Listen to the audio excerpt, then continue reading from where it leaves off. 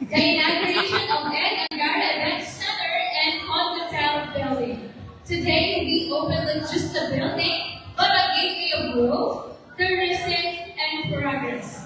This is Princess, and I'll be your moderator program for this afternoon. Parinig naman po rin sa musigaw, palakpakan! Thank you so much. And to formally begin our program this afternoon,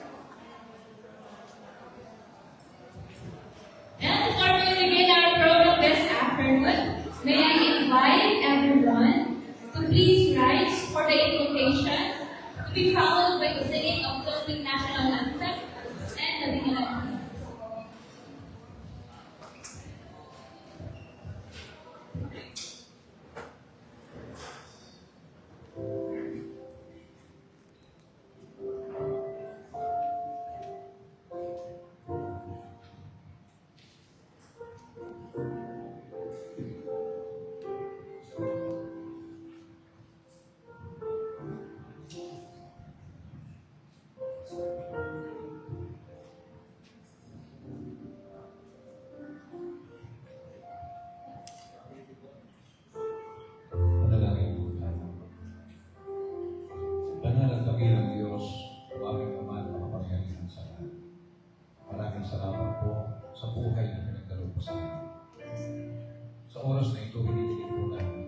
Linisin po ninyo ang aming buong pagkatao. Katawan po kami sa mga pagkakasala na nagawa po namin sa iyong harapan, maging sa aming mga buwan. Sa hapon po ito, Panginoon, pangunahan mo po lalo ng programa ito na maging maayos, matagumpay, masaya, at mapagpala. Sa iyo po lahat ng kapurihan, pangunahan, pagpapalain po lahat sa pangalan ng Panginoon Jesus. Amen.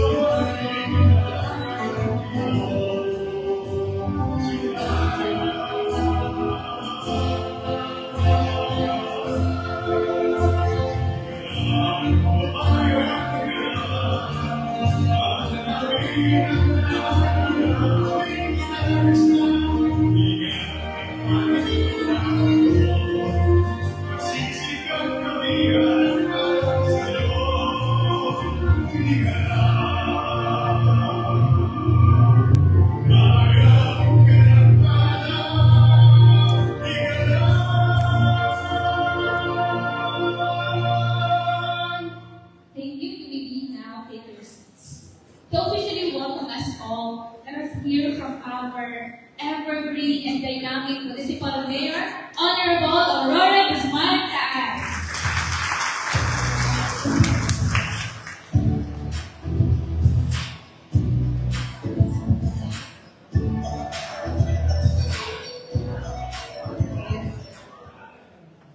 Maraming salamat, Ma'am Princess.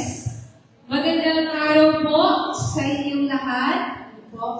Ang ating pong pagbati sa lahat po ng ating mga panauhin sa araw na ito sa pagpapasinaya ng ating event center at condotel na bahagi pa rin po ng Ed Angara Evacuation Center. Kumpleto po ang 11 barangay na narito, ang mga barangay officials, ang ating pong LGU, department heads na nandito po, ang ating Sangguniang Bayan members sa pamumuno ng ating Vice Mayor, Marvin Capulong. Ganun din po ang ating pong mga stakeholders, at syempre kasama po natin ang mga vloggers mula po sa iba't ibang mga bayan sa lalawigan ng Aurora. At syempre sa ating pong pamahalaang panlalawigan, kasama po natin ang napakasipag din na Vice Governor Attorney Patrick Angara, ang ating pong Bokal, Dr. Norma Palmero,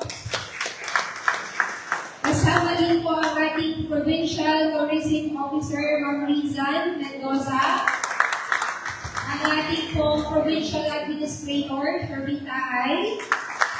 Siyempre, salamat po kay Pastor Alfred Juan na kasama po natin para sa pagpapasinaya. At hindi po natin makakalimutan. Sabi ko nga po, marami po tayong pangarap, pero ang taong ito ang talagang tunay, na naging instrumento upang ang ating mga pangarap po sa bayan ng Dinalan ay magkaroon ng katuparan. Wala pong iba, palakpakan po natin ang ating pong napakahusay at napakasipag na kinatawan, Congressman Romel Vico de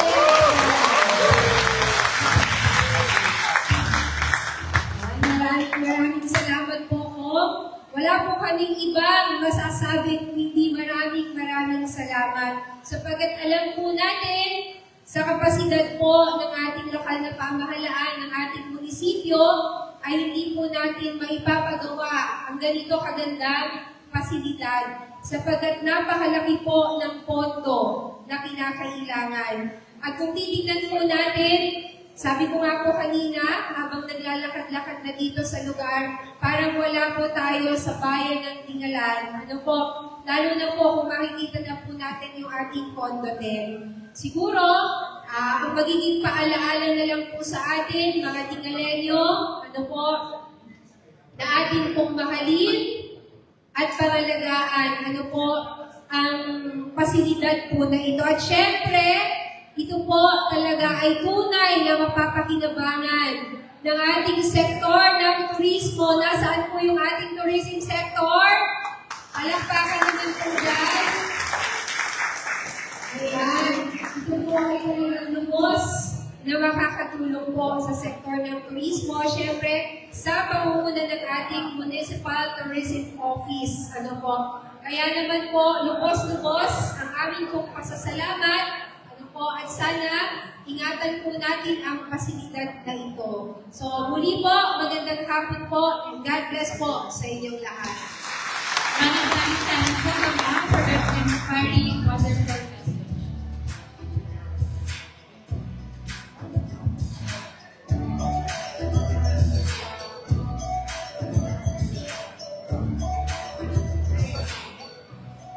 Of course, we have the presence of our Provincial Tourism Officer, and we're going to hear a message from her. Let us all welcome Miss Ana Riza S. Mendoza.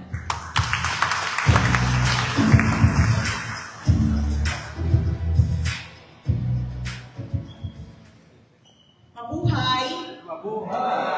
Ayan. So, sa ating pong mga masisipag na leader ng lalawigan ng Aurora, Congressman Romel Vico de Angara, of course, our Vice Governor, Attorney Patrick Angara.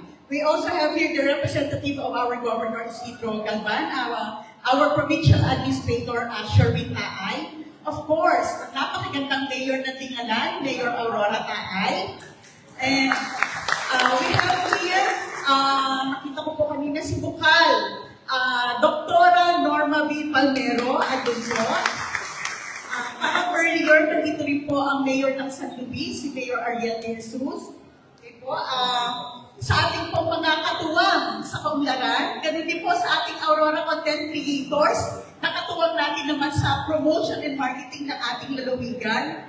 Sa mga Tingaleños po, magandang hapon, Maedu! Yan.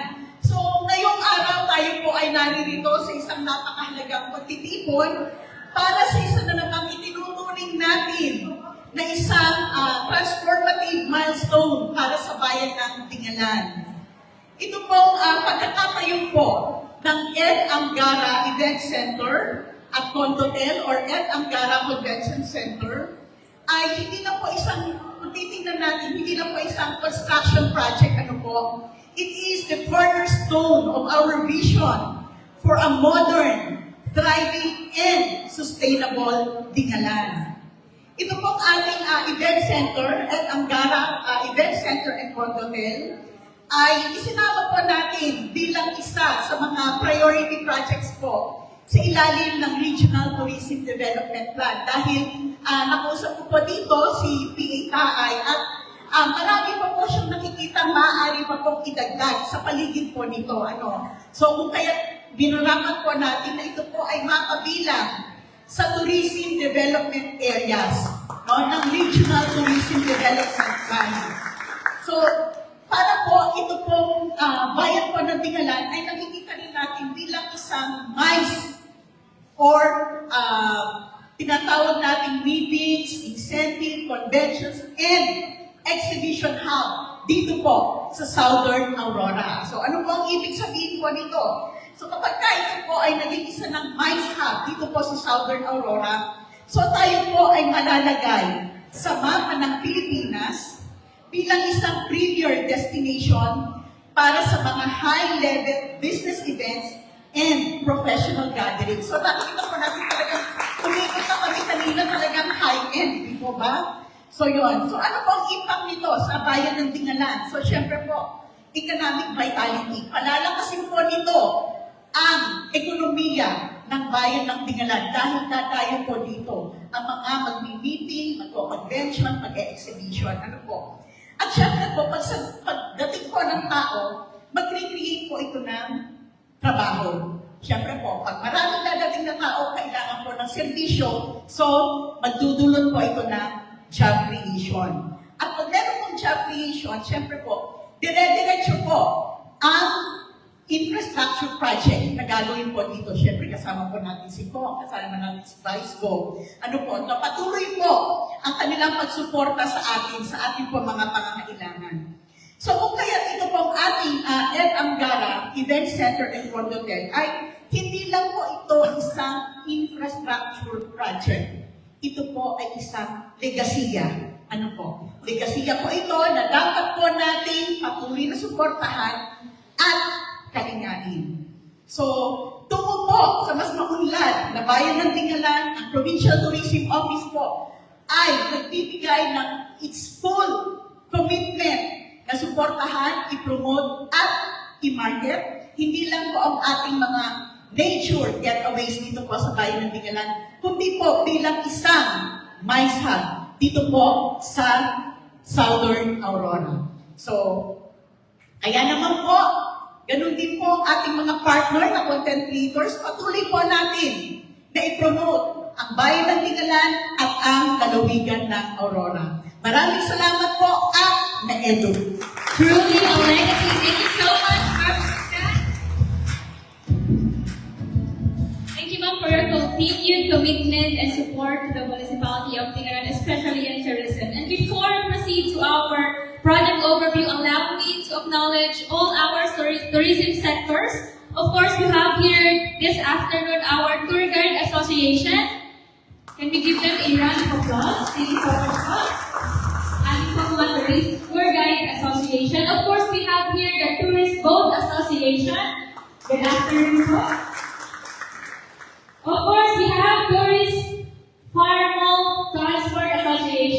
Good afternoon po. Of course, our Aurora content creators. How to join po, sir? Of course, we have the banking sector, our producers bank this afternoon. Hello, sir. Good afternoon po. Dingalan Hotel and Resort. Yay! Good afternoon po, everyone. We have here our Eatery Association. Good afternoon po. And of course, our restaurant and cafe, our Timber Cafe and Pacific Crest. Good afternoon po, sir. Also, we would like to acknowledge the presence of the 11 barangays here this afternoon, our SP members, our department heads, and everyone here this afternoon. And this moment, to give us a glimpse of how vision became reality, let us all turn our attention to the screen for the project overview audiovisual presentation.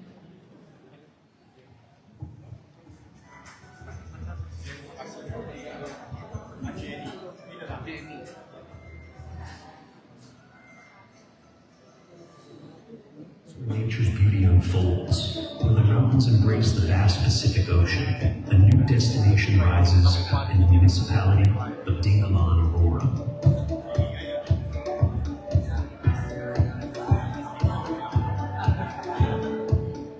Welcome to the Anangara Convention Center, Event Center and Condotel Building.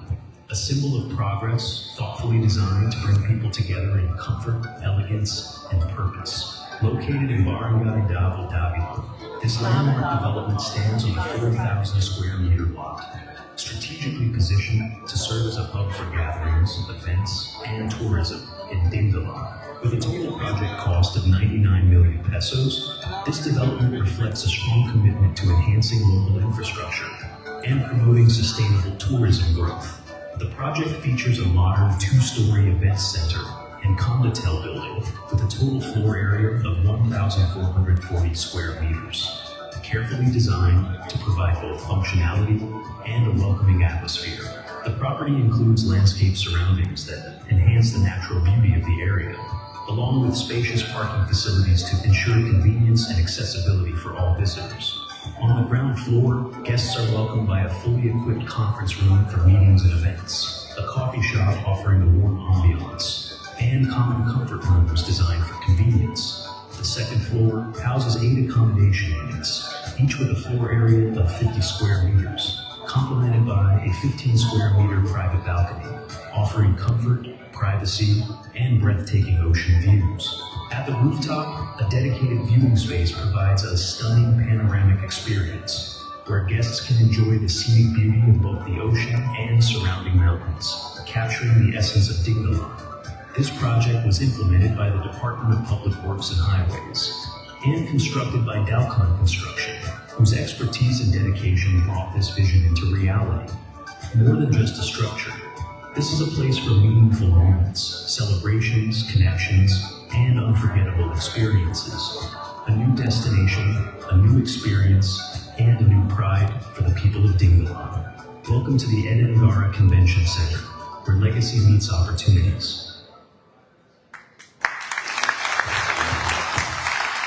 O di ba nga, sabi nga po ng ating mga millennial and Gen Z, 10 over 10, perfect. Napakaganda. And to continue, we have to uplift the spirit and inspire us. May we call on our young Vice Governor of Aurora, Honorable Patrick Angara.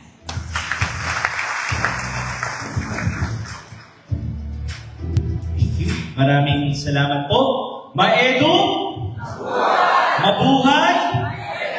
Maedu?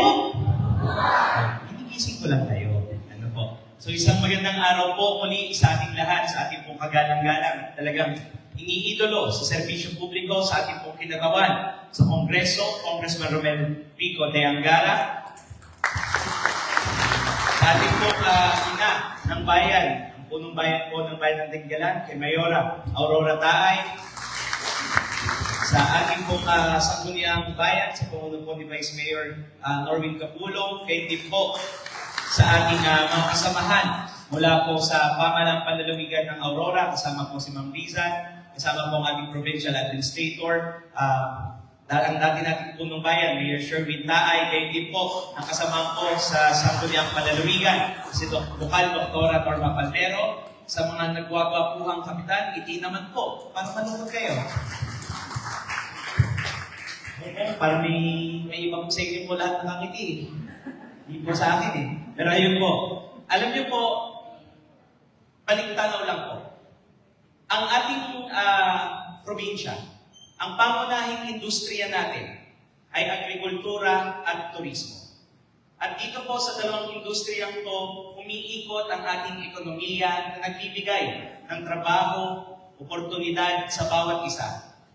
At bilang pagkonekta po dun sa namesake ng ating convention center, ang ating dating pinuno, ang ating dating senador Ed Angara, ang bilin po niya o turo po niya sa amin, at ito po ay iniwan niyang kataga, that every Filipino must be given a fighting chance. Ang bawat Pilipino daw po ay dapat bigyan ng pagkakataon at oportunidad para umunlad ang kanilang buhay.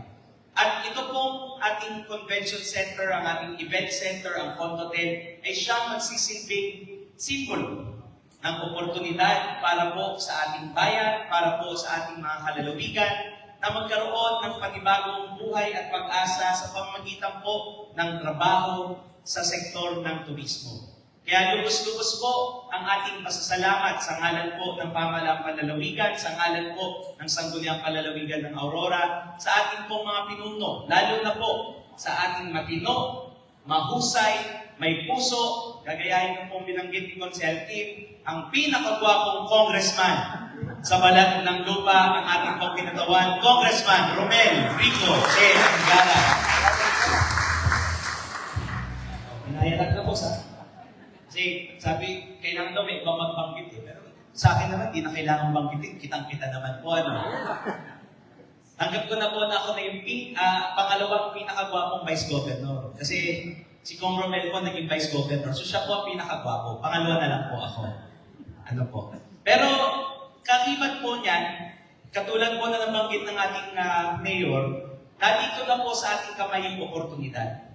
Nasa atin po ngayon paano natin pangangalagaan, paano natin itataguyod at ipropromote. Kaya nagpapasalamat po tayo na nandito po ang ating sektor ng turismo, mula po sa mga tour guides, sa boat operators, sa hotel and restaurant operators, kayo din po sa ating mga content creators. Kasi ngayon po, naibigay na po sa atin ng ating pamahalaan, sa pamunaw po ni Congressman Romel, ng ating Mayor Aurora Taay, kayo din po ng ating provincial administrator na naglingkod ng punong bayan, ang oportunidad. At ngayon po, nasa kamay na natin na pagtulong-tulungan para patuloy pa natin maisulong ang turismo dito po sa ating bayan ng Tinggalan at sa buong lalawigan ng Aurora. Kaya bilang parte po ng Pamahalaang Panlalawigan, yan lang po ang ating hinihiling sa bawat isa. Magtulong-tulong po tayo.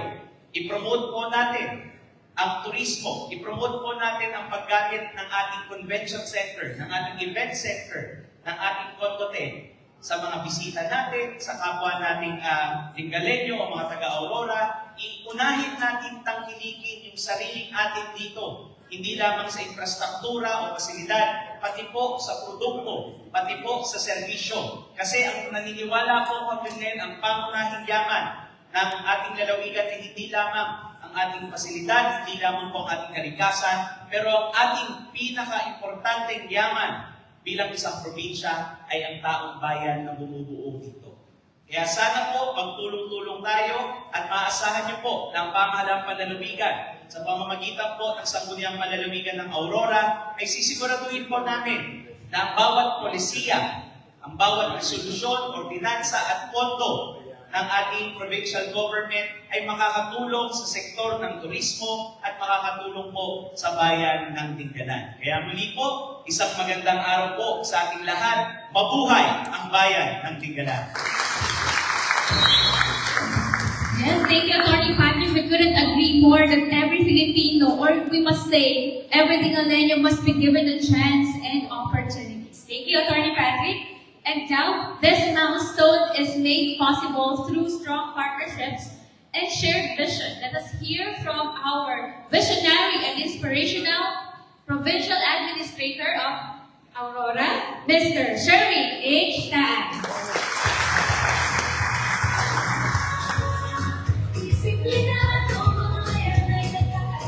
Hello!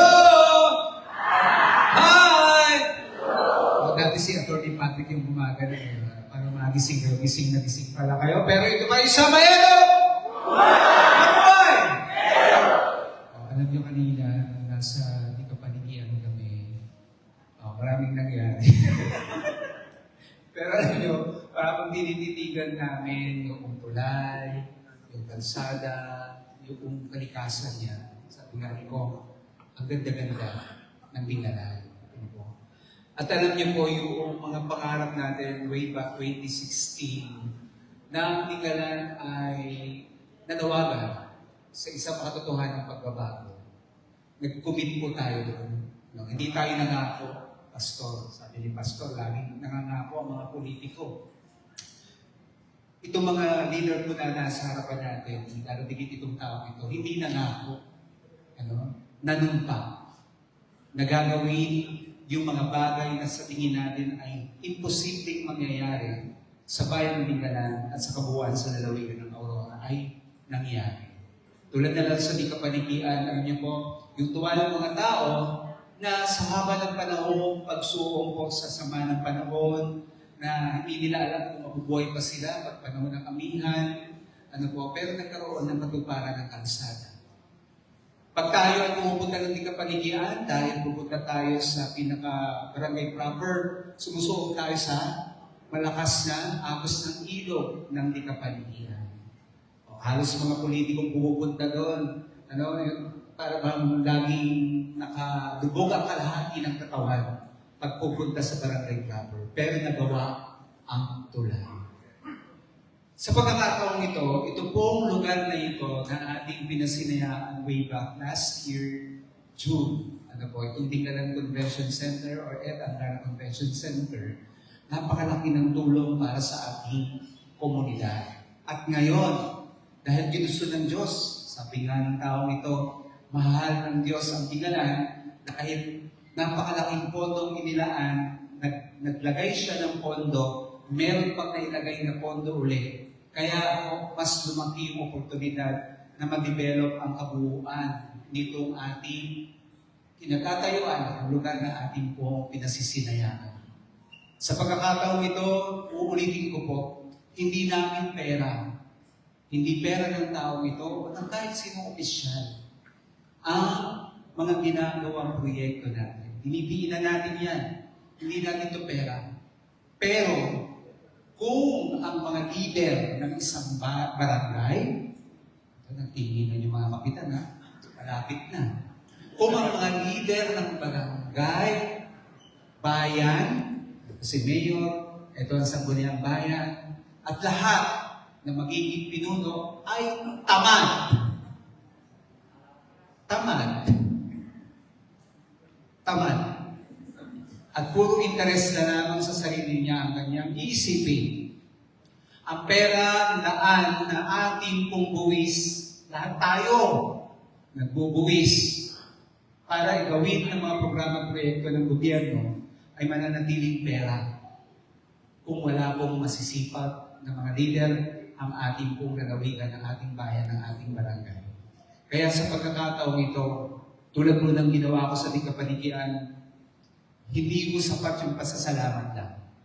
Pero yung pagkilala sa palagay ko sa taong ito, isang malaking pabaon natin at malaking pagbibigay, respeto at paggalang sa katuparan ng pangarap ng Bingalan. Palapakan po natin, tumayo tayo lahat. Congressman Romel, welcome po ako.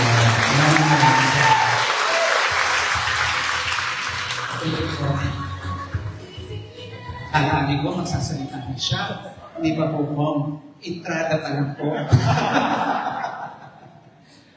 Ang sabi nila, mahirap gawin ang panawagan ng isang positibo, progresibong pagbabago. Pero alam niyo po, natututo na ang tao, bawat Bingalenyo, na hindi lamang tinitignan, sabi nila, magkakamag-anak, political dynasty. Pero alam niyo po, kahit na sinasabi nilang Angara ay political dynasty, ang dinastiyang alam natin mayroong tatak ng alaga at mahusay na leader na pamumuno sa lalawigan ng Aurora at hindi natin ikakahiya ang isang political dynasty ng Angara sa lalawigan ng Aurora. Papalakpakan po. Hindi lang naman Angara ang naging political dynasty. Ang mga namuno rin, itong mga nakaraan, ay dinastiya din. Na sila din naman mismo ngayon ang nagsasabing political dynasty. Di po ba? Pero ano po yung impact? Ano po yung epekto ng pamumuno ng mga leader na merong iisang bisyon, may isang prinsipyo, at may isang direksyon? Na naisip ko na mamuno sa isang barangay, sa isang bayan, sa isang lalawigan, o sa isang bansa. Basta mga leader na ito o magkakamag-anak ay mayroong iisang direksyon ng tunay na malasakit at paglilingkod sa kanyang nasasakupan. Alam niyo po ang panawagan ng political dynasty sa national government. Meron na po yan, pinag-uusapan natin kanina ni Kong, no? At meron na po yan. Pero, titignan po natin paano ito magiging batas. At kung mangyayari ito, makita natin paano ba magkakaroon ng isang maayos na ugnayan ng mga leader mula barangay, bayan, lalawigan at buong bansa. Ganun naman tayo mga Pilipino, sumusubok at hindi natatakot sa anumang uri ng pagbabago. At ang isang leader, hindi din takot sa isang hamon ng pagbabago at hindi din takot sa anumang uri ng hamon na kanyang gagawin. Basta nasa kanyang puso ang tunay na paglilingkod at malasakit sa kanyang nasasakupan. At ang pinakamahalaga, may takot sa Diyos at naniniwala ang lahat ng ating ginagawa ay nasa kapurihan at kagustuhan ng Panginoong Diyos. Marami tayong plano, nais gawin, pero kung ayaw ng Diyos, hindi mangyayari. Sa panahon ngayon, alam natin ang krisis dahil sa digmaan sa Middle East. Pero alam mo po ang tinggalan, patuloy na magiging matatag. Kasama ang lalawigan ng Aurora dahil kasama natin ang mga leader natin na laging nakaagapay at tumutulong sa atin. Wala po ang ating punong lalawigan, Governor Sid, pero patuloy po ang itong suporta niya, alam niya po, at alam natin lahat paano din ang suporta ni Governor Sid. At natutuwa tayo na ang buong lalawigan ng Aurora ay iisa, tunay na one Aurora. Alam niyo po, last day, pumirma po lahat ng mga mayor in the history of the province of Aurora. Lahat po ng pondo ng Kapitolyo equally distributed po sa resources ng pamahalaan pagdalawigan sa bayan-bayan sa walong bayan. Yan ang kabutihan ng magkakasundo ang mga namumuno sa ating pamahalaan.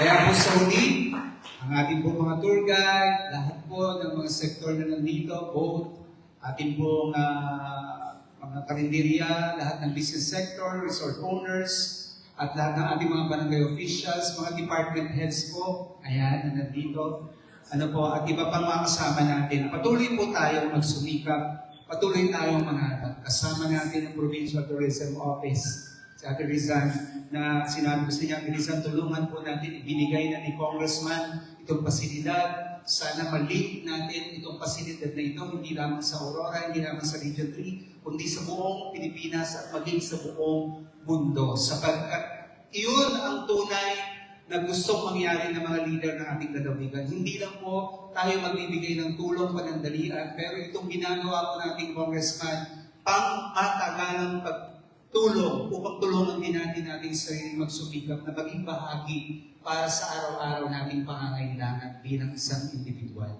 So muli po, sa lahat ng ating mga kasama, ating mga content creator, sa buong lalawigan ng Aurora, salamat po. Invite po natin sila, part of the promotion po nitong lugar na ito, para po makatuwang at makatulong po natin sa pag-promote ng ating po mga pasilidad sa bayan ng Dingalan. Pag nandito ka, akala ko wala ka sa Dingalan. Parang nasa ibang lugar ka. Pero hindi na tayo aalis. Sapagkat ang pangarap natin noon at pinalumpaan natin noon, sama-sama natin gagawin para sa patuloy na matatag na bayan ng Dingalan. Maraming salamat and God bless us all. To God be the highest glory. God bless you. Maraming salamat po, PA Sherry, sa patuloy ng pagsusunod bayan ng Dingalan. And to give us our inspirational message, bukod po siguro sa pinaka-pogi congressman sa buong mundo, mundo na sa akin, Atty. Patrick. Buong mundo na talaga to. A generous, goal-driven, and what more can he do? Let us all welcome and give our warmest round of applause, Congressman Romel Rico T. Angara.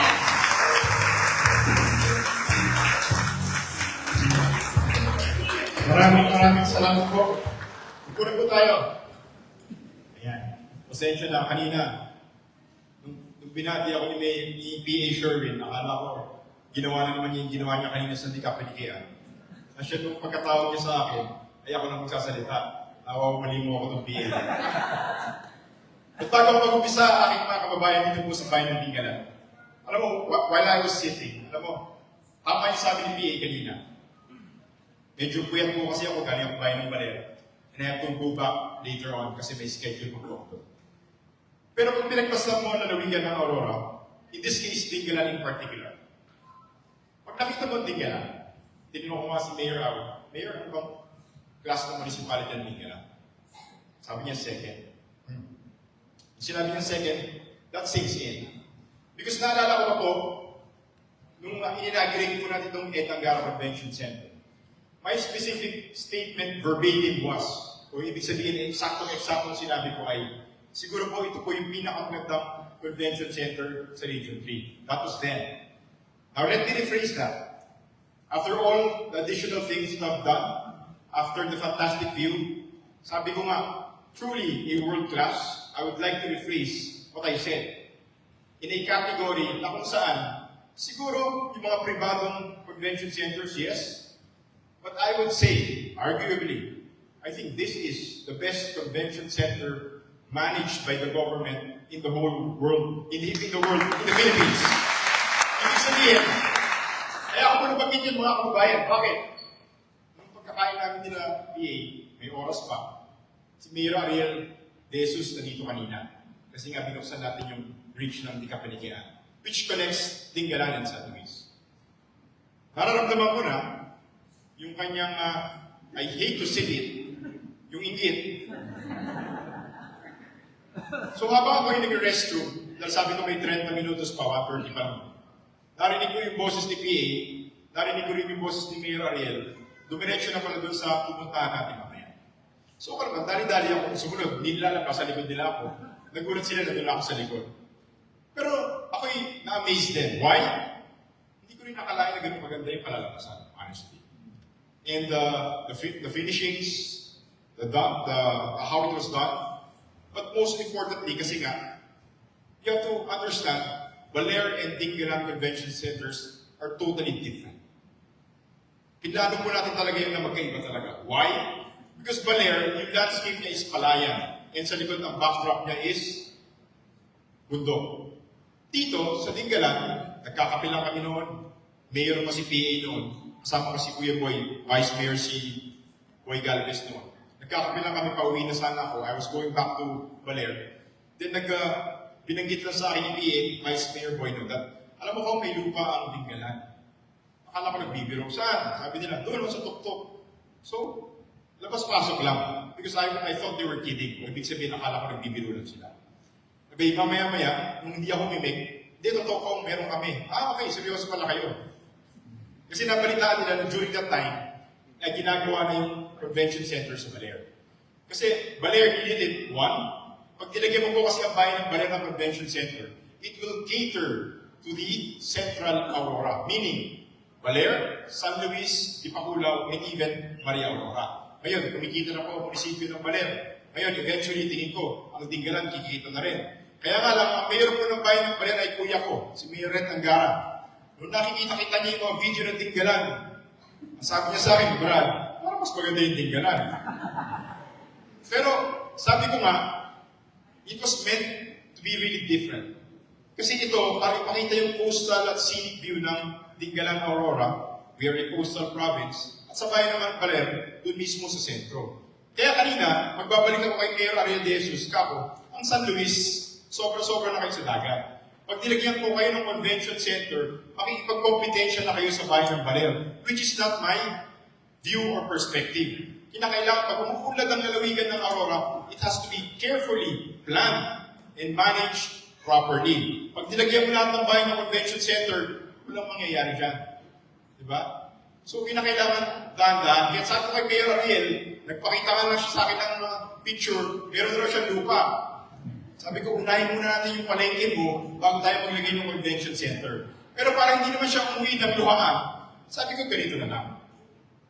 We put the market, public market in San Luis, dahil nakita niya yung napakagandang ating hotel, maglagay din tayo parang not convention center, but an events place para sa bayan ng San Luis. Kasi sabi ko nga, I will never replicate Tinggalan. Because it has to have a distinct, dapat iisa lang ito, na ito lamang para ito ay dadayuhin ng ating mga kababayan at ng mga karatig na mga syudad at mga probinsya. In fact, humingi na ako kay PA Sherwin at Mayor Au nung video.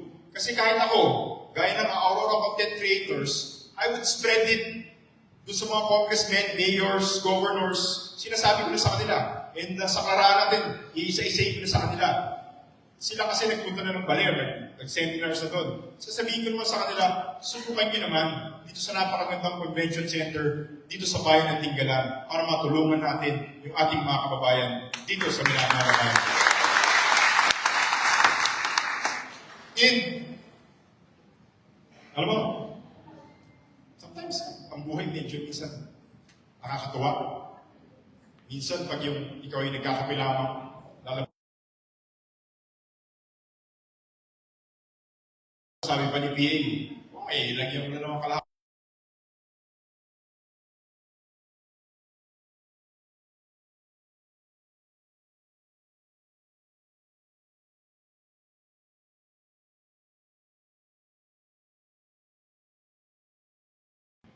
Hindi ko na i-quote kung sino mga congressman.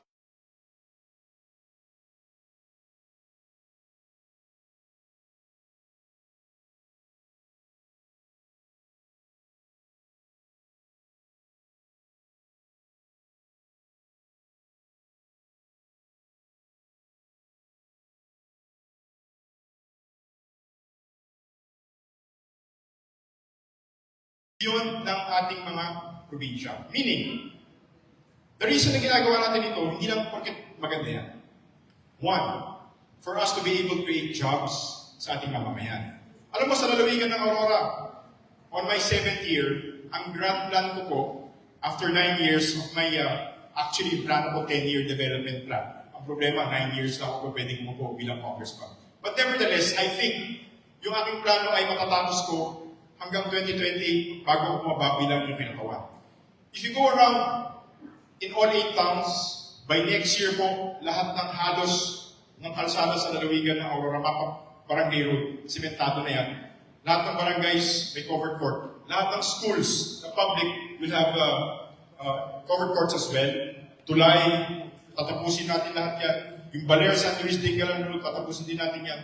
By mid of 2027, finally, Baler Airport, which is now constructing the terminal ng ating Baler Airport. At the same time, pinapahaba ng 300 meters yung ating airstrip para makaland yung mga 100-seater planes dito po sa bayan ng Baler. That's the reason na kinokonekta ko lagi ang Tinggalan sa Baler. Kasi nga, pag natapos po natin yan, imbis na iikot tayo ng 3 oras via Bungabong, pag natapos po natin ng 76 km na Baler sa Luis Tinggalan Road, 1 hour and 15 minutes lamang nandun ka na sa Baler. Kaya access na rin kayo sa airport. And in the future, magkakaroon tayo ng isang magandang hospital and at the same time, para tuloy-tuloy yung ating mga gagawin. And to have a final nail on the coffin, kumbaga, alam mo sa tourism, kailangan panalo-panalo ng lalawigan.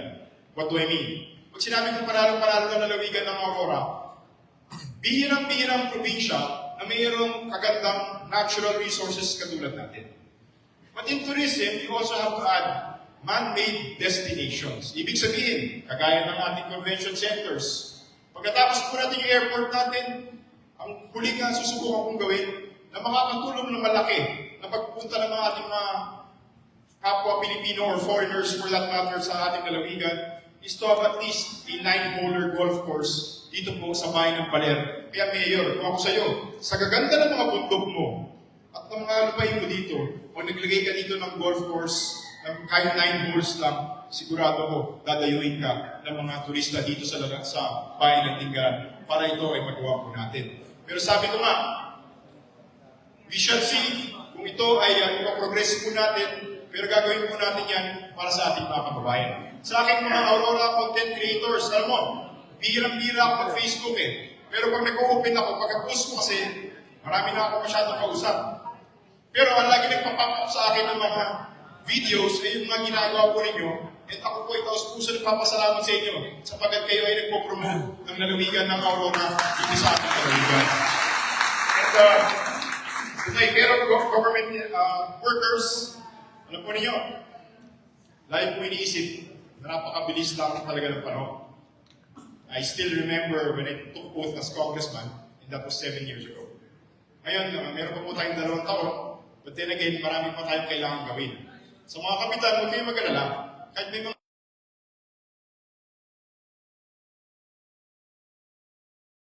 kaya gagalingan nyo pagdating ng Oktubre. Tiwala naman ako sa inyo.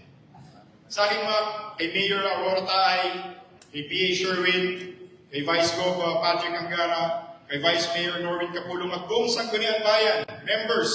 The reason I'm mentioning Sangguniang Bayan members, mahalaga po yan. Bakit? Pag mayroong kumukontra-kontra pa sa mga magagandang adhikain, tumatagal pa po ang mga proyekto niyan. Kaya nga po, sabi ko nga po, kami naman po, sa aming samahan ay hindi naman po kami gagawa na ikasasama ng bayan, ng lalawigan, at datong higit para sa ating kababayan. Kaya tayo po pinapasalamatan din, so palakpakan po natin ang Sangguniang Bayan members together with Mayor Aurora Taay. And before I finish my speech, sa pakilala kanina ni Mayor Aurora, ni Mayor Aurora, babata ko to kaya pwede kong biru-biruin. Parang sabi ko parang medyo special masyado yung pakilala niya sa akin ngayon. Inisa-isa ko yung mga proyektong hiningi niya dati. Ibigay ko naman ako.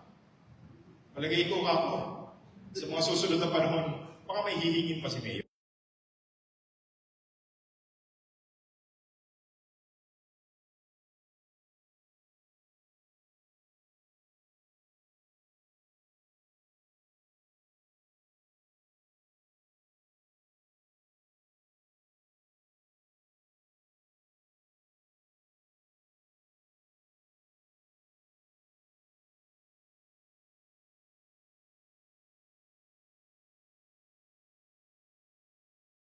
For the town of Tinggalan, and for the province in general, together with the provincial government of Aurora, led by our Governor, Sid Galpan, lagi ko ang sinasabi sa ating provincial tourism officer, sumali kayo sa mga tourism fair.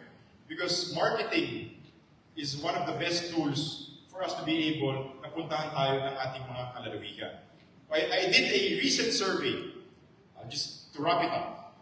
Doon po sa bayan ng Baler, meron pong may regional press sa Lukuyan. Akala ng ibang tao ay dinadala natin doon yun para lamang maging venue ng Baler at mga karatibayan. No. The numbers says it all. Lahat ng transient doon, lahat ng hotels, lahat ng karinderya, lahat ng eatery, triple yung sales nila for the past 3 weeks. And ina-assure ko sa iyo, pagdating ng Clara, ganoon din yan. Kaya po tayo gumagawa ng convention center, gumagawa ng events, is for the local economy to keep going. Ibig sabihin, para kumita yung ating mga kababayan. At sabi ko nga po, kami naman po, we're always open sa lahat ng aming ginagawa. At kahit anong sabihin, siguro ng kanang iba, I will never stop. Because at the end of the day, para ito sa ating bayan, para ito sa ating lalawigan, at marami naman akong kasama ng mga local officials na natiyakin kong magsasama-sama kami para ipatuloy ang paggawain namin sa Tinggalan para sa patuloy na pagsulong ng lalawigan ng Aurora. Maraming salamat po. Maraming salamat po, Congressman Lopez Ricolti Angara, for that inspiring and steadfast support for our municipality. At this point, point, everyone is now invited to proceed to the Ed and Gara Event Center and Condotel Building for the inaugural ceremony of the new facility. So ang daan po natin ay